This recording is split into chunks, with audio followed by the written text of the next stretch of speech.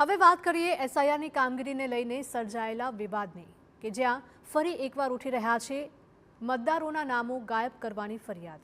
જામનગર દક્ષિણ વિધાનસભા મતક્ષેત્રમાં જે વ્યક્તિના નામે મતદારોના નામ કમી કરવાની 92 જેટલી વાંધાજનક અરજી થઈ, તે વ્યક્તિ જ આ અરજીથી અજાણ છે। એટલું જ નહીં, વાંધા અરજી કરનાર વ્યક્તિ ખુદ અભણ હોવાનો દાવો કરી રહ્યો છે અને તેણે ક્યારેય આવી કોઈ જ અરજી ન કરી હોવાનું જણાવી રહ્યો છે।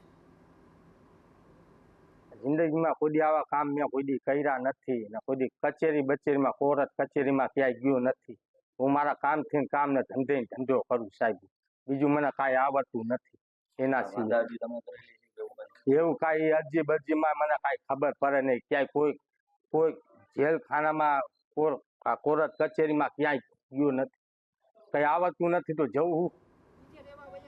તો વાંધા અરજીનો વિવાદ સામે આવતા સ્થાનિક કોર્પોરેટર જૈનમ ખફીએ હરકતમાં આવ્યા હતા અને જૈનમ ખફીએ એસઆઈઆરની કામગીરી કરનારા અધિકારીઓ સામે જ નિશાન તાક્યું હતું અને આ ઘટનાની યોગ્ય તપાસની માંગ કરી।